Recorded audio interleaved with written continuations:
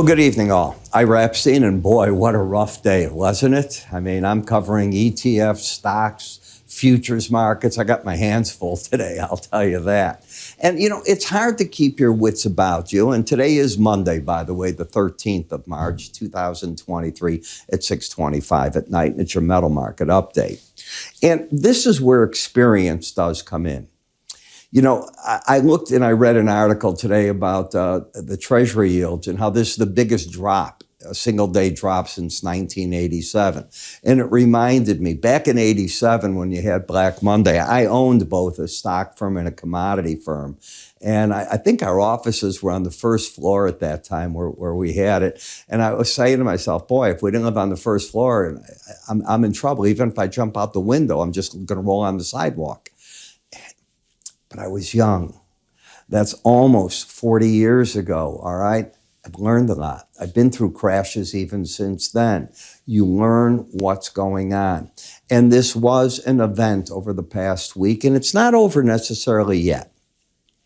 They have a way of ending their life in a scenarios that events take place. Now, tomorrow you're going to get the CPI numbers. If they're hot, the Fed's almost forced to go a quarter point to the upside because the Fed can't just say, oh, I'm not fighting inflation anymore. Not if the number comes out hot.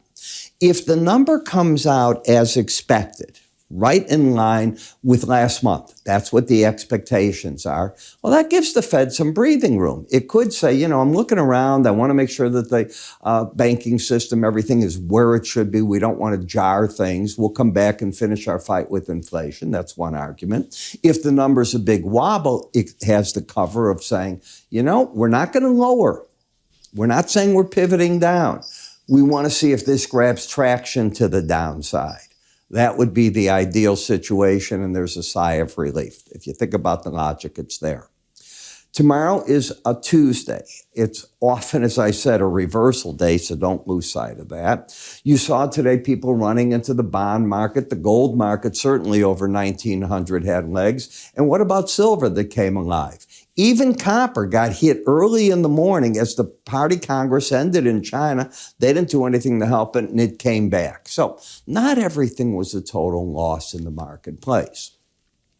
When we look at the weekly chart of gold, you're up 2.5% at this point in time. It's only into Tuesday trading. So you can see that people ran. Where did this market go down to and hold?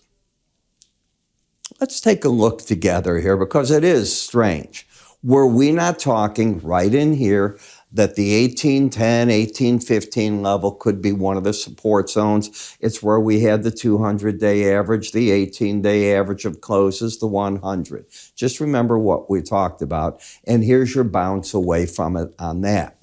When you look at the daily charts here, you can see you have a lower low, higher high, but the support zones all through there. It did hold. The challenge to the 200-day average held up. Didn't quite get to the number, frankly. It went to the 100-day a bunch of times. Then it took off to the upside. But you're over the upper Bollinger Band. You only stay over it 5% of the time. And I guarantee you're going to write me and tell me, Ira, this time it's different. It's never different. You can play that. They build the Vegas Strip on guys that go, it's different this time. I have the system. I have the technique. What you're supposed to do when this happens and you get one of these plays, you take advantage and you cut your position down or you get out. I teach in my course when you don't have an embedded reading and this happens and you hit the Bollinger Band, out you go. You can do what you want. It's what I teach and it's what I stick with. To me, it's proven itself over and over. The gold-silver ratio fell back here, as you can see, holding for the first time. And in the silver market, we've got a heck of a rally, short covering. The market never did embed. And when it popped through everything today, you just got the short covering going. And there'll be margin calls. You can get some more of this possibly tomorrow. But this market's screaming at you. You got a problem. At 22.31 to 22.41. I'm sorry there. The upper Bollinger Band and the 100-day average.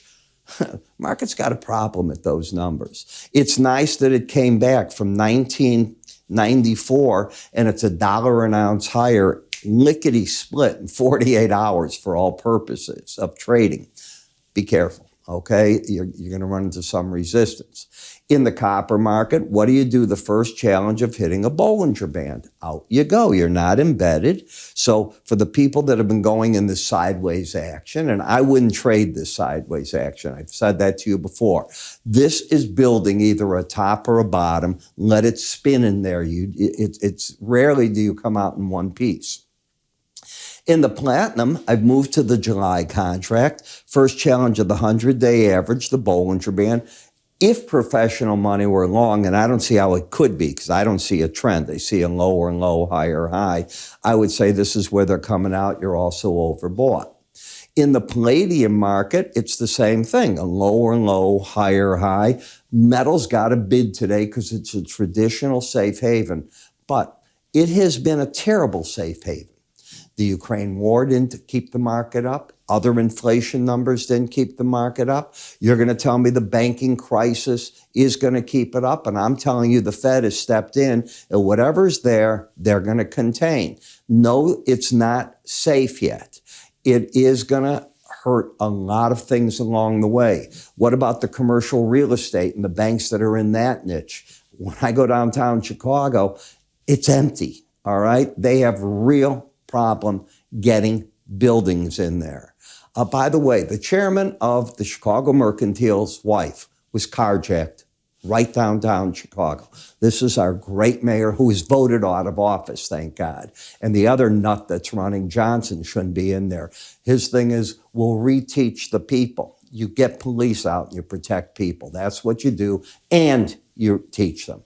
I don't know where all the teaching went. When I went to school, if I spoke to a teacher poorly, I either had detention, there was corporal punishment. I got hit plenty with rulers. Who didn't at my age? It seems to have worked better than it's working today. I don't know. Higher high, lower low. I look at the area right here. You've gone from the upper band to the lower band, lickety split. Is that tradable? Well, here's what it is. And I got some letters from people writing me. Ira, what you said in that Bollinger Band, I listened, you weren't embedded. I caught a play. I can't believe what happened. I get it. And it's not, I don't know how to explain it. I walked into understanding how it all works and I put it together. And nothing works all the time. You do understand that if you don't even watch me. Nothing works all the time. But you're playing the high percentages that work, and that's what this is about. So you come in, you review it, you take the course, you learn that, hey, you hit those numbers.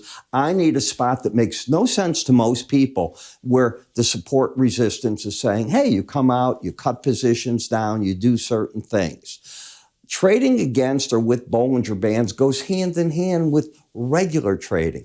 In other words, what's a trend? How do I get involved in it? What do I do? Should I be in the market all the time with a trade? Absolutely not. Are there times when you don't want any positions? Massive amounts. You hear me say this to you all the time here. What do you think I do in the mornings? All right? When I put out these morning videos, it's teaching, but it's saying I buy here, sell there. I can't do that in these videos. I am a registered broker. The government says that for me to say, I want you to buy it here, I want you to sell it there, and I want you to do it there, I can't do it in this environment. I can do it in my closed environment where the public can't get in, passwords, user IDs, not made available to the general public. And trust me, folks, I'm aggressive. It's my nature. So I do it. And I also pull back and I go, nope. Why am I going through these government reports? Why am I putting myself in harm's way for this? Why? Because I've had so many losers over the years. I want you to listen. So many losers over the years. And if you learn from them, you learn the things not to do. And with any luck, maybe you then become a winner, right? Well, the guys that have made it in the business will tell you they've learned how to lose properly, and they learn from their losses. So if you want to learn, you want to get another opinion, you want to see what I'm doing in the morning, what I'm telling you that I think you should be doing right through there, this is where you go. You go to our website, You join me in the members login. If you're not a member, you go to the research section, you sign up there, and away you go. Could I make it easier? I don't think so. You can click here at any point. It'll take you right into the research to do that. I'm Ira, asking you to join me first thing in the morning. I record between 5:15 and 5:30 a.m. in the futures. I want you there. I'm Ira. Take care.